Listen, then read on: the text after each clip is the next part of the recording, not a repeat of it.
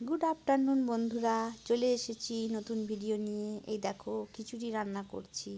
মুগ ডালটাকে ভালো করে ভেজে নিলাম।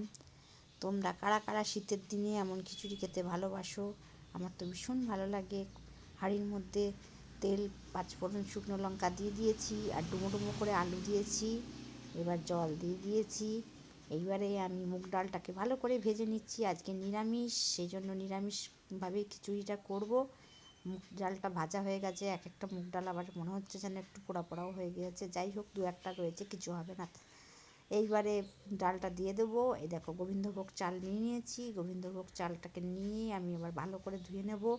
আমি কিন্তু গোবিন্দভোগ চাল আর ডাল কিন্তু আর্ধেক আর্ধেক নিয়েছি, কারণ সমান সমান দুটো আমি দিই, তাহলে কিন্তু খিচুড়ির টেস্টটা বেশ ভালো হয়, একদম পুরো ভোগের মতো লাগে।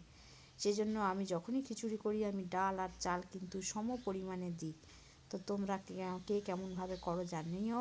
আমি চালটাকে ভালোভাবে পরিষ্কার পরিচ্ছন্নভাবে ধুয়ে নিলাম। ধুয়ে নিয়ে এইবারে আমি হাঁড়িতে ডাল দিয়ে দিয়েছি। এবার হাঁড়িতে ডাল দিয়ে এটা কিন্তু ফুটছে, আমি ভালোভাবে নেড়ে নিলাম। নেড়ে নিয়ে এবার আমি চালটাকে ধুয়ে আমি এর মধ্যে দিয়ে দেবো, কারণ ডালটা আমার এখন মোটামুটি আধা সেদ্ধ হয়ে গিয়েছে। দিয়ে দেবো। দিয়ে এইবারে বাটির মধ্যে একটু আদা বাটা আর একটুখানি হলুদ আর একটুখানি জিরে গুঁড়ো আমি নিয়ে নিলাম। নিয়ে এইটাকে একদম মশলার একটা মিশ্রণ তৈরি করে নেব। তৈরি করে কিন্তু আমি খিচুড়ির মধ্যে দেব। খিচুড়িটা মোটামুটি আমার এখন এই দেখো হচ্ছে। এবার আমি দিয়ে দিলাম। এরপরে দিলে হলুদের গন্ধ লাগবে, মশলার একটা লাগবে। এইবারে খিচুড়িটার মধ্যে আমি এখন দিয়ে দিলাম। দিয়ে কিন্তু আমি একদম তলা থেকে নাড়তে থাকবো। তোমরা তো জানোই খিচুড়ি গোবিন্দভোগ চাল খুব তাড়াতাড়ি সহজেই সেদ্ধ হয়ে যায়। সেই জন্য আমি ডালটা আধা সেদ্ধ হওয়ার পরেই কিন্তু চালটা দিয়েছি। আর এটা নাড়তে হবে সমানে, কারণ না হলে তলাটা তো ধরে যাবে, হাঁড়ির পোড়া পোড়া গন্ধ হয়ে যাবে। নুনটাও দিয়ে দিলাম পরিমাণ মতো। এইবারে কিন্তু আমি খিচুড়িটাকে সমানে নাড়বো। তো শীতের দিনে এরকম খিচুড়ি তোমরা কে কে ভালোবাসো? তো গরম গরম খিচুড়ি করছি, কারণ এখন কিন্তু বেলা হয়ে গিয়েছে, একদম খাওয়ার আগে খিচুড়িটা বসিয়েছি, তো হতে বেশিক্ষণ টাইম লাগবে না। যাই হোক, তোমরা এরকম খিচুড়ি খেতে কে কে ভালোবাসো জানিও। নিরামিষের দিনে 5টা পদ রান্না করার থেকে মনে হয় খিচুড়িটা অনেক ভালো। যারা খিচুড়ি ভালোবাসে, এবার আমি কড়াই আলাদা করে ফুলকপি ডুমো ডুমো করে কেটে নিয়ে হলুদ দিয়ে নুন দিয়ে ভেজে নিচ্ছি। এই ভাজা ফুলকপি কিন্তু আমি খিচুড়িতে দেব, কারণ আলু আছে খিচুড়ির মধ্যে।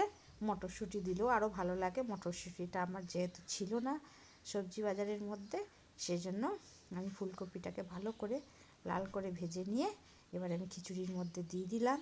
দিয়ে এবার ভালো করে নেড়ে নিলাম। নেড়ে নিয়ে এরপরে আজকে দেখো আর বেগুনি করিনি, বেগুন ভাজবো। এবারে বেগুনটাকে আমি ডুমো ডুমো করে ভালো করে কেটে নিয়ে বেগুনটাকে ভাজবো।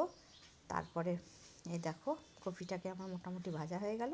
এবার কপিগুলোকে আমি তুলে তুলে খিচুড়ির মধ্যে দিয়ে দেবো। এমনভাবে লালভাবে ভেজেছি যে মানে কপিটা ভাজাও হলো, আবার গলবেও না।